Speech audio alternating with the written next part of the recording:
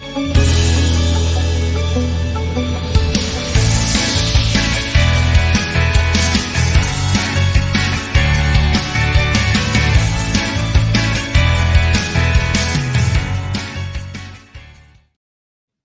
know what? I genuinely have heard it all now. I read with incredulity some of the crap that comes out of the other side of the city. I genuinely do. And the worst thing about it is that this story, these lies are further accentuated by the rubbish that is spouted by some so-called in the know pundits who really should know better. A lot of obviously them having been ex-footballers, they should know how words can affect fan bases and how words can rile situations up and cause problems. So we're going to talk a little bit and try and debunk a couple of rumours and a couple of myths that have been going about in the last sort of couple of weeks or the last few days since the Dundee second postponement. Obviously, we build towards the game on the 17th, being our third attempt to get this game played. Now, we should be thinking more about Ross County. We should be thinking about the game on Sunday. The fact that, we can win that game. We can then put ourselves in a position, if we win the Dundee game, we go back top of the league. That should be a focus. But once again, the other side of the city are, again, letting their paranoia, their conspiracy theories run absolutely bonkers, mental. And the problem is that the more these stories are put out there and not challenged, the more this kind of catches on and takes a sort of life of its own and a sort of false truth of its own. Now, it seems to be a myth coming from the other side of the city that Rangers blocked the game being played on the 3rd of April because they wanted a full week to prepare for the Old Firm. That it was never that the whole idea was that Dundee wanted to play the game on the 3rd, that the game was going to go ahead on the 3rd, but no, Rangers blocked it to make sure that they had that full week to prepare for the Old Firm game. Now, a number of papers this morning and yesterday have followed up this story and reported that this is an absolute load of rubbish. It is not true. And I know Celtic fans won't believe that because they are just the kings of the conspiracy theory. They make ufologists look like, very sane people. They make some conspiracy theorists look like very sane people as well. Now, the game was always going to take place on the 10th of April, or was always supposed to take place on the 10th of April. Now, question marks, like I said, were raised why the game was not played on Wednesday, the 3rd of April. Well, it is now understood by the Herald, by the Record, by the Scottish Sun, by a number of Scottish papers and a number of Scottish publications that both clubs agreed the date for the game would be the 10th of April, in line with the wishes of both clubs and Sky Television. As Sky Television were meant to be covering the game, Sky have very tight windows for when they can and can't cover. So the 10th was agreed on. Also, it is stated that Dundee had suggested to the SPFL and to the SFA that if they were given an extra week or extra time, that would give them a better opportunity to have Dens Park ready and in playable condition, knowing they had 2 games in a row, one against Motherwell on the Saturday and then on the Wednesday night against Rangers. So they knew that by not playing it midweek on the 3rd, it would give them more opportunity to get that pitch ready for the game against Motherwell and then the game against Rangers. So Dundee clearly did not want the game played on the 3rd to give them time to prepare their pitch.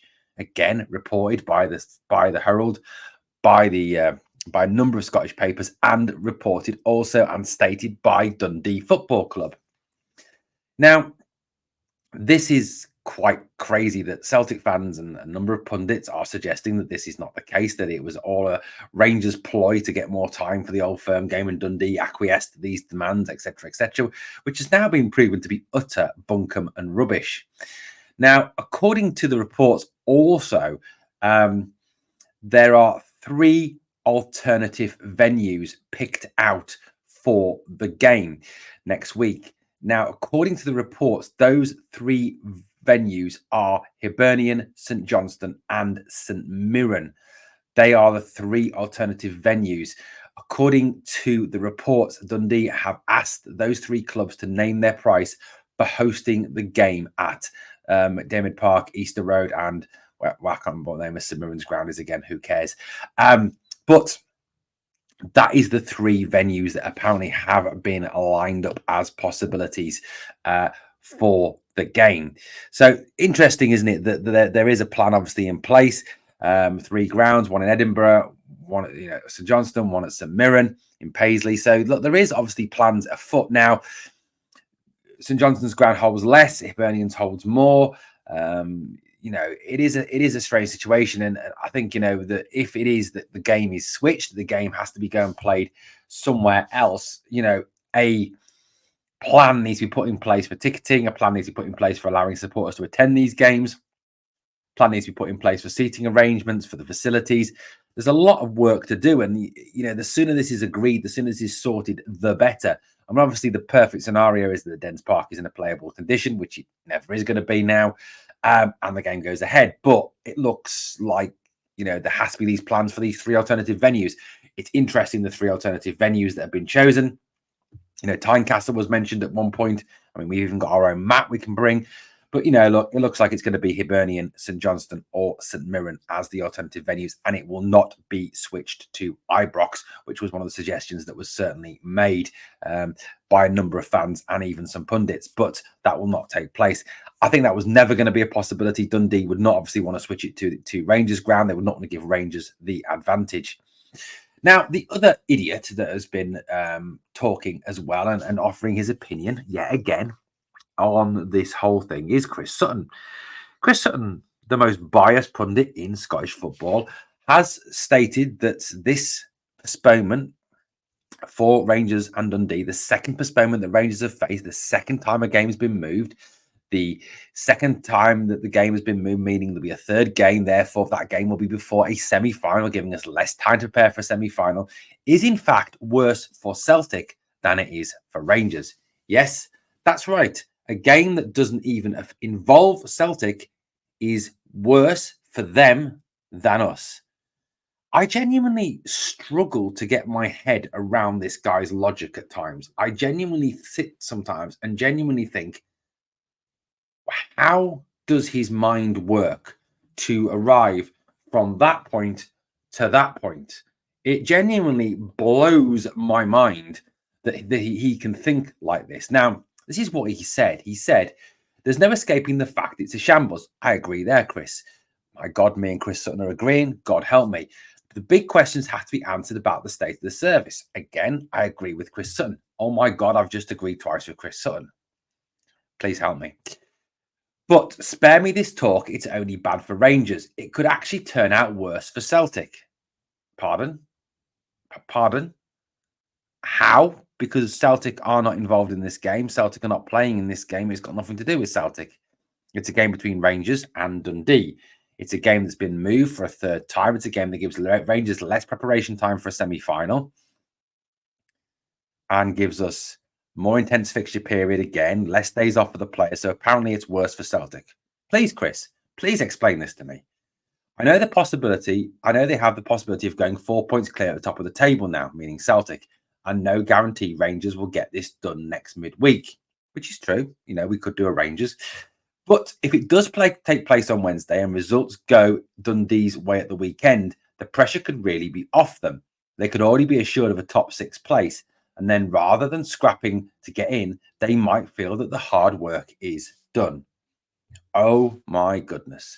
So Chris Sutton believes that apparently that because this fixture has been moved again, because of circumstances beyond our control, it's affecting Celtic.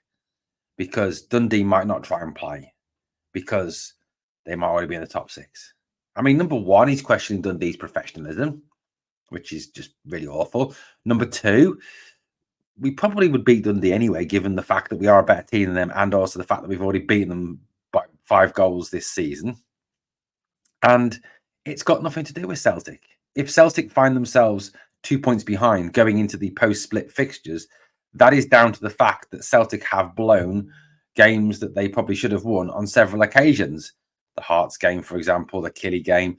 And that's got nothing to do with us or our fixtures being moved or, teams obviously getting into the top 6. It's just a completely warped sense of, a warped sense of reality. And you know, it's all just genuinely, again, part of what this narrative that I've kind of been trying to put across, that the likes of Chris Sutton, the likes of Michael Stewart, even to some extent Chris Boyd, who I love to bits, are damaging the Scottish game. They are absolutely damaging the Scottish game. They're turning it into a pantomime through their ridiculous comments, through their ridiculous actions.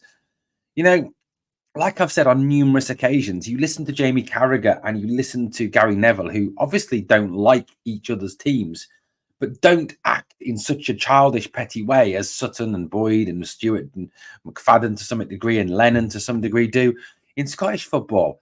Now, I know there's a hatred between Rangers and Celtic. I know that I hate them as much as the next Rangers fan, but the pundits have a duty of professionalism, a duty of care to build this product, to build the product that is Scottish football. And they're not doing it any favours. And these paranoia, these conspiracy theories, whatever, that Chris Sutton and the likes of us are feeding into is doing our game down and is doing our game damage. And it's utterly ridiculous, utterly stupid. Guys, let me know what you think. I mean, I might be talking to pish here, and please tell me if I am. But you do worry, don't you? You really genuinely do worry. But interesting news nonetheless that those 3 alternative venues have been possibly decided upon. Guys, again, let me know what you think about those. Thank you for watching Glasgow Rangers Nation, guys. As always, on the way out, if you could smash the like, that would be phenomenal. And remember always, we are the people.